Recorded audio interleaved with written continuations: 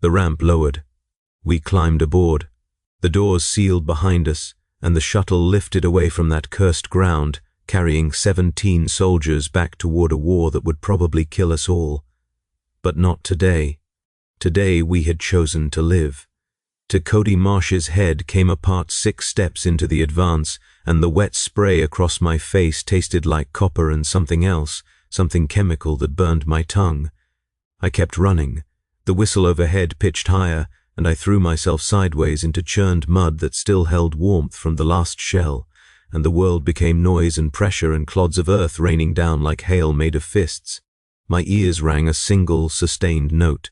Through the haze of dirt and smoke, I saw Corporal Reeves dragging herself forward on her elbows, her lips moving in what might have been prayer or profanity, both equally valid, both equally useless. The Vox crackled against my hip.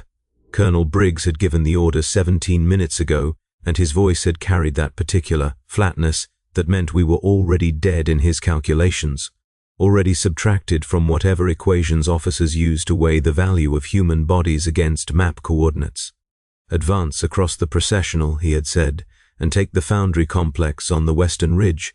Simple words, clean words, the kind of words that looked reasonable on tactical displays and translated to meat scattered across 800 meters of open ground.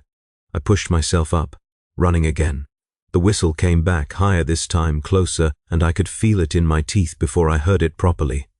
3 meters to my left, Specialist Winslow vanished in a column of fire and displaced air, and something that might have been his boot tumbled past my shoulder. I did not stop. Stopping meant dying in place rather than dying in motion, and motion at least gave the illusion of agency, the comforting lie that my legs carried me towards something rather than simply away from the last. Impact point. The processional had been a pilgrim road once. I could see the remnants of devotional markers jutting from the cratered earth like broken teeth, their carved prayers to the Emperor obliterated by the same artillery that now sought to obliterate us. The enemy guns sat somewhere beyond the smoke, beyond the ridge, fed targeting data by observers we could not see and could not silence. We were moving across open ground in daylight because Colonel Briggs had decided the foundry mattered, and what Colonel Briggs decided became reality for the 700 souls of 3rd Battalion, or what remained of them, after 9 weeks on this throne-forsaken rock. Reeves caught up to me in a crater that still smoked. Her face was grey with dust, her eyes too wide, and blood ran from her left ear in a thin stream she did not seem to notice. She pressed against the crater's lip and looked back the way we had come, and I followed her gaze to see the scattered bodies and the running figures and the fresh explosions blooming orange and black among them. The whistle came again. We pressed ourselves flat as the shell struck 20 meters behind us, and the shockwave rolled over the crater's edge like a physical thing, pressing the air from my lungs. Sergeant Voss. Her voice sounded distant, filtered through the ringing. Sergeant, I counted. 43 crossed the start line with us. I did not ask how many she could still see moving. The answer lived in her expression, in the way her hands shook as she checked her lasgun's charge indicator. 43 from our company. Other companies had other numbers. Other sergeants watching other soldiers come apart under the barrage. The entire 3rd Battalion was crossing the processional simultaneously because Colonel Briggs believed in overwhelming force, in saturation tactics, in the theory that enough bodies would eventually reach the objective regardless of losses. The Tactica Imperialis endorsed such methods. The Tactica Imperialis had not been written by men who actually had to run across open ground, while high-explosive rounds sought their flesh. Move, I said. We move or we die here.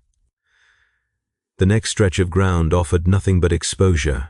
No craters deep enough to shelter in, no wreckage substantial enough to hide behind. Just mud and devotional markers and the corpses of those who had tried to cross before us, their bodies already sinking into the churned earth as if the planet itself wanted to swallow the evidence of our failure. I ran with Reeves at my shoulder, my legs burning, my breath ragged, the whistle building overhead once more. This time I heard the shell change its song. The pitch shifted downward, flattening, and some part of my brain that had learned to pass artillery trajectories over 9 weeks of constant bombardment knew what that meant. The round was coming down almost vertical, airburst munition, designed to detonate above ground level and spray shrapnel in a cone of devastation that no prone position could protect against. I grabbed Reeves by her webbing and hauled her sideways.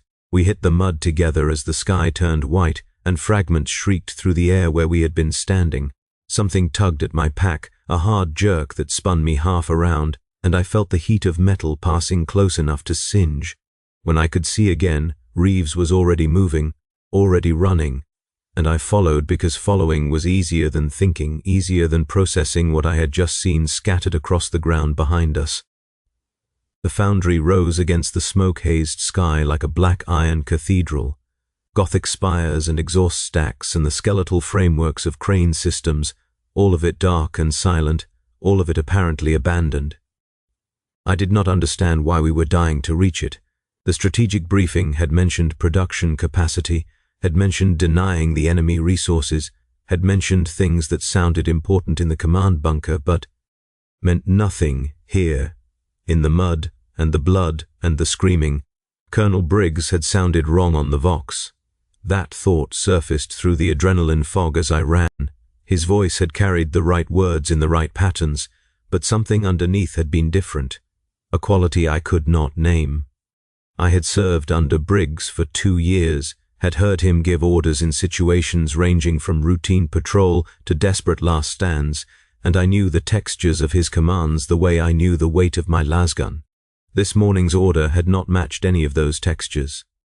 The whistle came back, always the whistle. It had become the soundtrack of this advance, the constant drumbeat underlying our desperate sprint toward an objective that grew no closer, no matter how hard we ran. The shell struck somewhere to our right, and I heard screaming, high and thin, cut short by a second impact that threw debris across my path. I hurdled something that might have been wreckage or might have been a body, and kept moving. Ahead I could see a structure, low walls, partially collapsed, the remains of some devotional way station that had served pilgrims walking the processional in better times. Shelter, actual shelter, not just a crater to huddle in. I pointed, and Reeves nodded, and we angled our run toward those broken walls while the artillery sought us with patient, mechanical precision. We made it. Emperor alone knew how, but we made it. We threw ourselves through a gap in the stonework and pressed against the interior wall, gasping, shaking, alive in a way that felt like theft, like we had stolen something from the shells that had been meant for us. The walls muted the constant roar to something merely deafening. Through a window that no longer held glass, I could see the processional stretching behind us, could see the fresh craters and the scattered bodies and the tiny figures still running, still trying to cross that endless killing ground. Sergeant. Reeves touched my arm. There's someone here. I turned. In the corner of the ruined way station, half buried under collapsed roofing material, a man lay bleeding.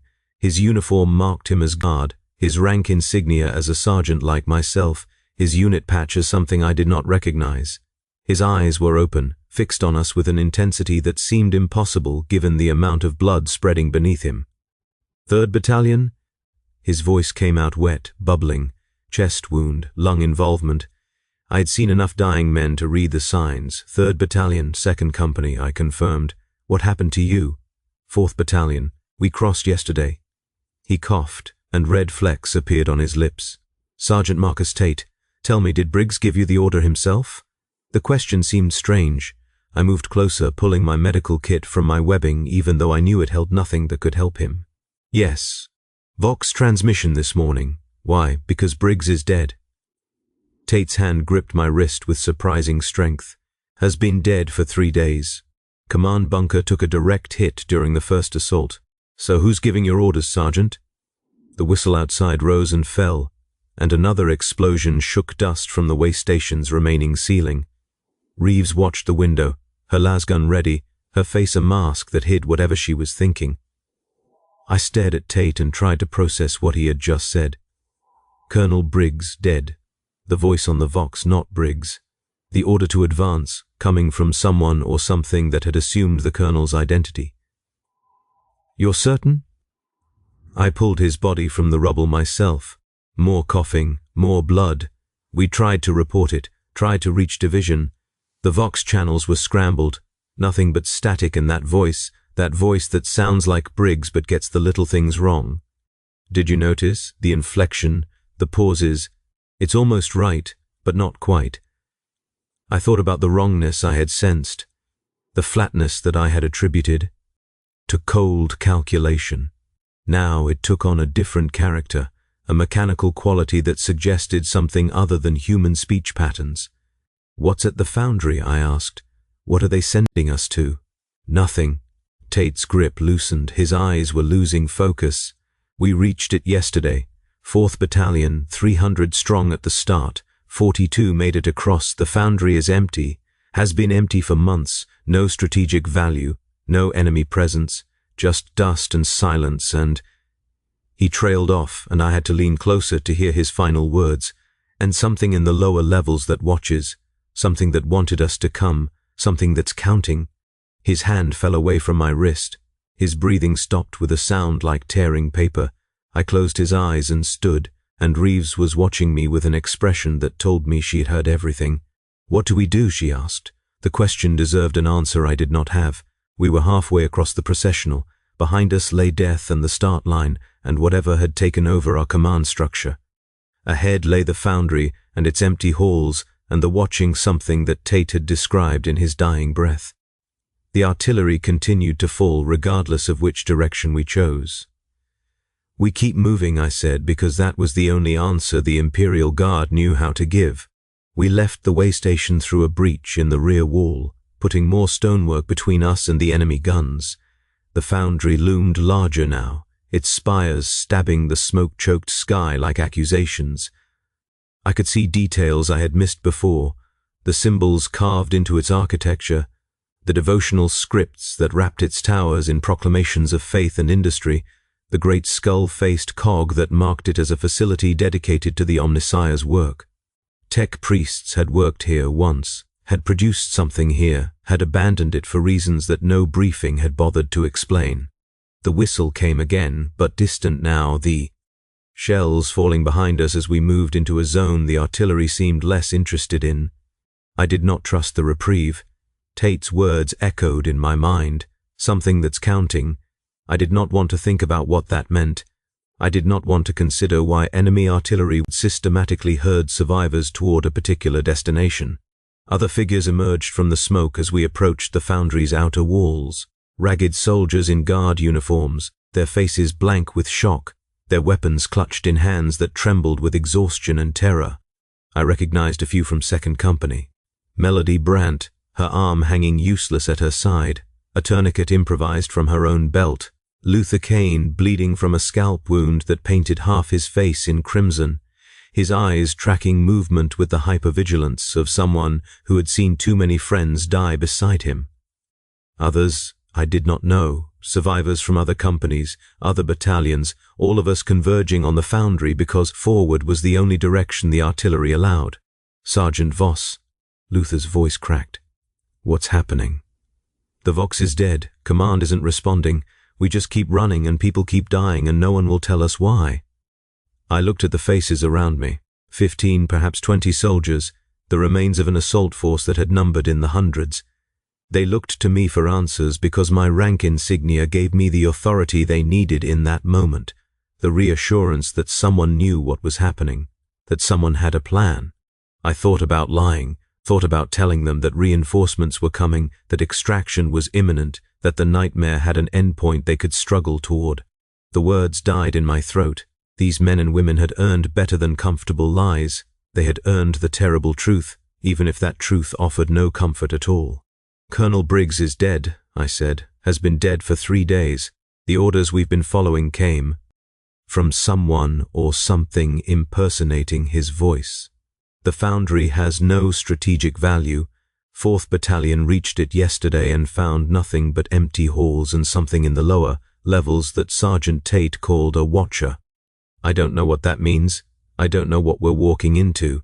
But the artillery is herding us, which means someone wants us to reach the foundry, and standing here in the open isn't an option. Silence. The distant thunder of shells striking ground we had already crossed. The hiss of wind through damaged structures. Then Luther nodded, and Brandt nodded. And one by one the other survivors squared their shoulders and checked their weapons and fell into something resembling formation. "What are your orders, Sergeant?" Reeves asked. "We enter the foundry. We find out what's waiting for us, and we decide then whether to fight it, run from it, or die facing it." I looked at each of them in turn. The Imperium taught us that duty is its own reward. Maybe that's true. Maybe it's just something they tell soldiers to make them easier to spend.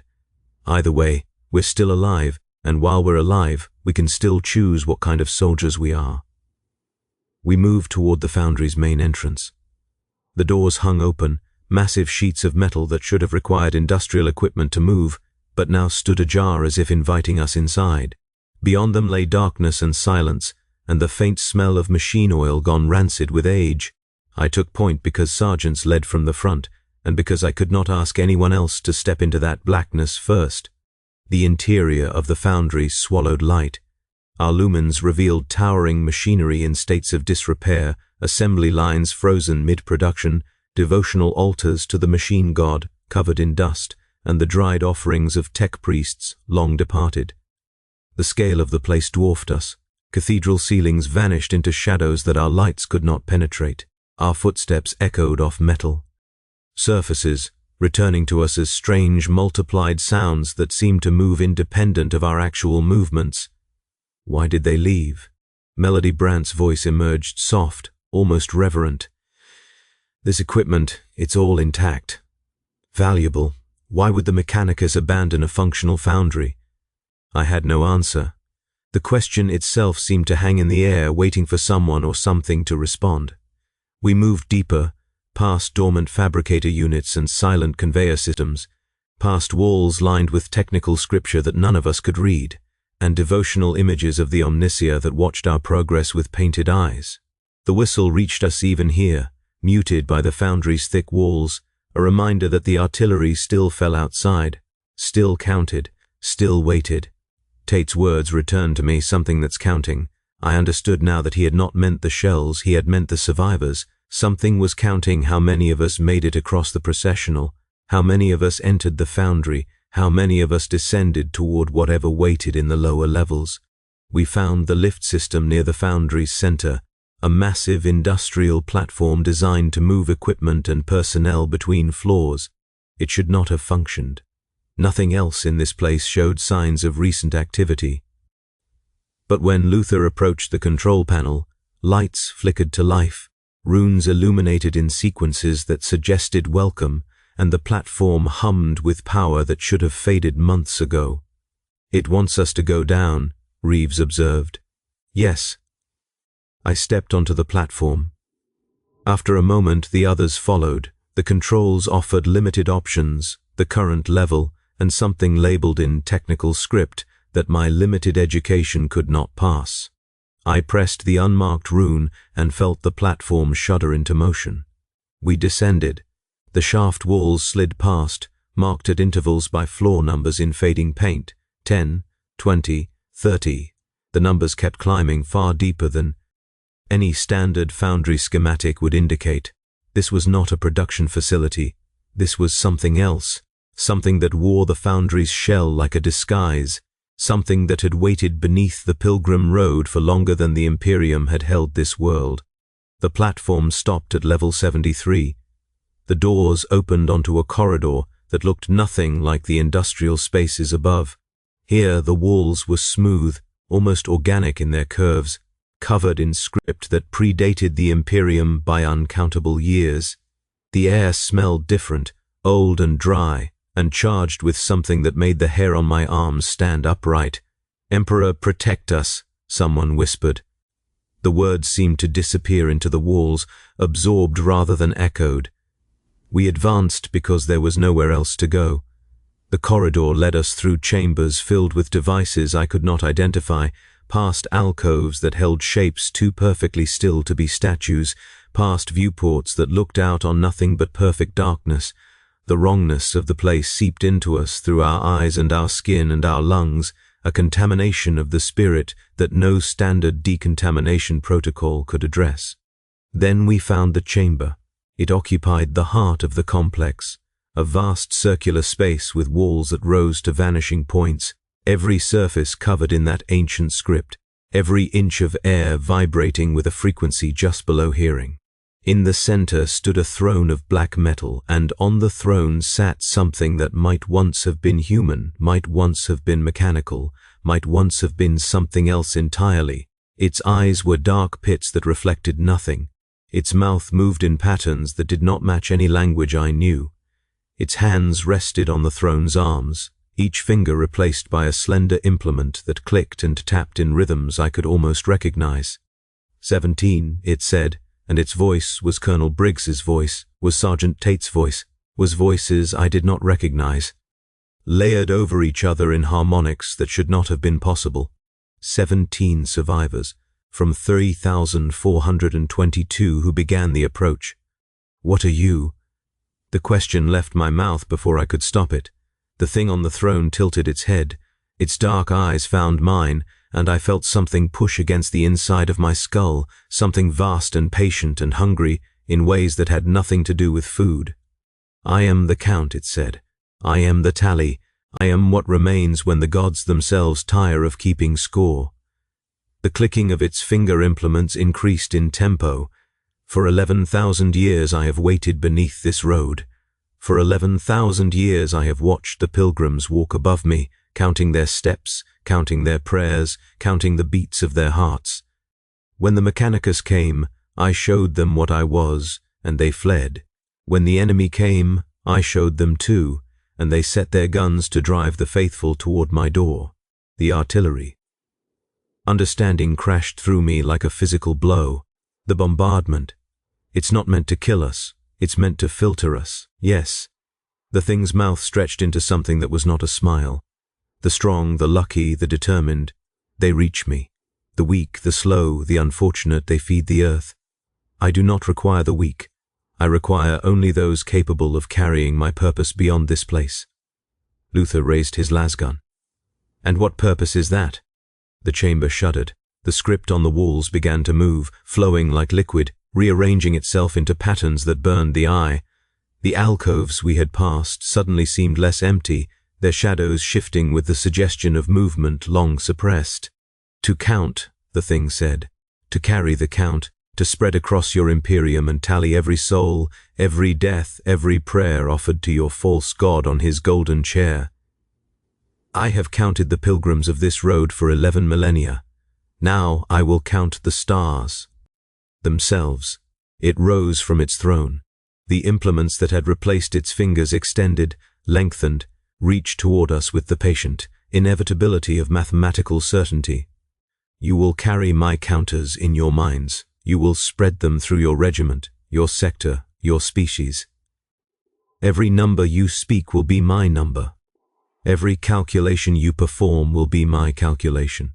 And when the count is complete, when every soul in your galaxy has been tallied and recorded, then I will present my findings to the gods who made me, and they will finally know the true cost of creation. Melody Brandt fired first. Her lasgun's beam struck the thing's chest and passed through without apparent effect, leaving a hole that showed nothing but darkness, a darkness that moved and flowed like living shadow. Luther fired next, then Reeves, then others, their shots converging on the horror that rose before us. It did not flinch, it did not slow. It continued to reach for us with those impossible fingers, clicking out a rhythm that had begun to echo in my own thoughts, a cadence that felt like counting, that felt like being counted. I looked at the men and women who had followed me into this nightmare. Survivors, soldiers, Imperial Guard, who had crossed an impossible field under impossible fire and descended into the bowels of something that should not exist. They had earned better than this. They had earned a death that meant something, a sacrifice that served the Emperor rather than whatever ancient horror had claimed this ground. Run, I said. Back to the lift, back to the surface. Run and don't stop. Sergeant, that's an order. I stepped forward, placing myself between my squad and the approaching horror. Whatever happens to me, you carry word of this to Division. You tell them what's down here. You make sure nobody else walks into this trap." Reeves grabbed my shoulder. "You can't fight that thing." "No." I checked my lasgun's charge, not because it mattered, but because the ritual calmed my hands. "But I can slow it down. I can give you time. I can make my count mean something." The thing from the throne stopped. Its dark eyes studied me with something that might have been curiosity, might have been amusement, might have been something so alien that no human word could capture it. "You would sacrifice yourself for 17 lives, it said, when I have counted millions sacrifice themselves for nothing at all. That's the difference between counting and choosing." I raised my weapon. "Run!" They ran. I heard their footsteps retreating down the corridor, heard the lift platform humming to life, heard Reeves shouting orders to move faster, to keep moving, to not look back. Good soldiers, all of them. Soldiers who deserved better than serving as vessels for some counting god's eternal tally. The thing's fingers reached for my face. I fired, not at its body, but at the ceiling above, at the junction points where the ancient architecture met the chamber's dome. Stone and metal groaned. Cracks spread. Something fundamental shifted in the structure that had stood for 11,000 years. "You cannot bury me," the thing said, but for the first time its voice carried something other than certainty. "I have survived civilizations. I have survived gods. I have survived the death of the empire that created me. Maybe." I fired again. The cracks widened. Dust fell in sheets. "But you haven't survived a regiment of Imperial Guard." The ceiling came down. I do not know how long I lay in the darkness. Time had become meaningless, measured only in the settling of debris and the gradual realization that I was not dead. My legs were pinned beneath something massive. My lasgun was gone, buried somewhere in the rubble. My lumen had shattered. I could see nothing, feel nothing but pain and pressure, and the cold certainty that I would die here, alone, in the grave I had chosen for the ancient horror. But I could hear something. Footsteps. Voices. The grind of rubble being moved with desperate urgency. "Here," Reeves's voice, muffled by stone but unmistakable. "I found him.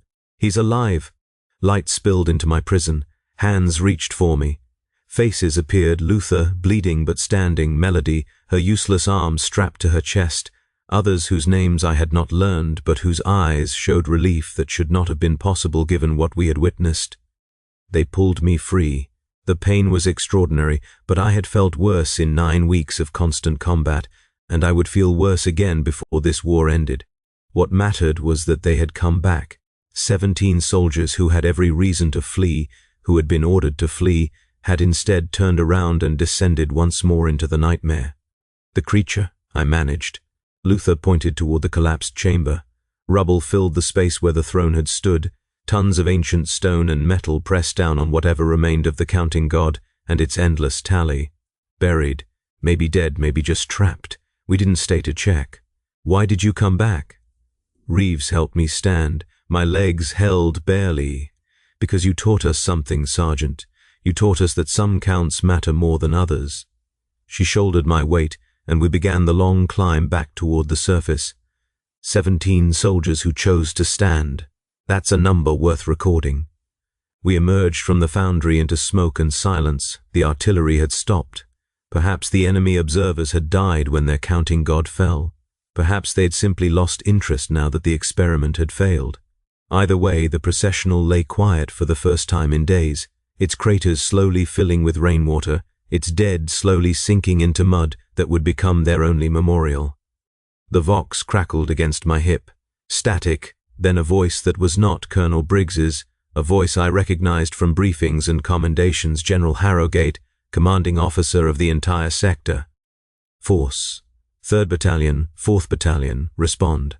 We've re-established contact with Division. Reinforcements are inbound. Hold position and report status." I took the handset from Reeves. The words came slowly, each one costing effort I was not sure I had left to spend.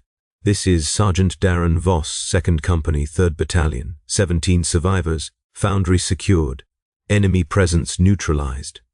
I paused, looking at the soldiers who stood around me, their faces showing exhaustion and loss and something else. something that might have been hope, requesting extraction. "We have information that command needs to hear." "Understood, Sergeant. Extraction en route. ETA 40 minutes. Another pause filled with static. "What happened out there?" I looked at the foundry's dark spires, at the pilgrim road that had become a killing field, at the 17 soldiers who had walked into hell and walked out carrying each other. "We learned to count differently," I said, and cut the transmission. We sat among the ruins of the way station where Tate had died, waiting for the extraction shuttles to appear. No one spoke, no one needed to. We had crossed the processional and descended into the depths, and fought something that should not have existed, and we had survived. Not because we were stronger or faster or more blessed by the Emperor, but because we had chosen to be more than numbers on a tally sheet. Somewhere beneath the foundry, buried under 10,000 tons of collapsed stone, something might still be counting, might still be waiting, might still be reaching for the minds of those who had escaped its grasp. I could feel the echo of its rhythm in my thoughts, the faint cadence of enumeration that would probably never fully fade. But I chose to count something else. 17 survivors. 1 buried horror, 3 prayers I had whispered in the darkness, hoping the Emperor might hear. 2 promises I had made to get them out alive, both kept. 1 purpose I had found in a place designed to strip purpose away. 17 people who had chosen to matter. The shuttles appeared against the smoke-hazed sky, their engines cutting through the silence, their lights offering the first glimpse of salvation in a war that offered none. We rose, we gathered our wounded, and we walked toward the extraction point as the first drops of rain began to fall. Behind us, the foundry watched with its empty windows, and somewhere in its depths, a god who had counted 11,000 years of pilgrims learned that some numbers refused to be tallied. Day we had chosen each other over the arithmetic of sacrifice, and in the grim darkness of the far future, where there is only war, choice is the one thing they cannot take from you, until you let them.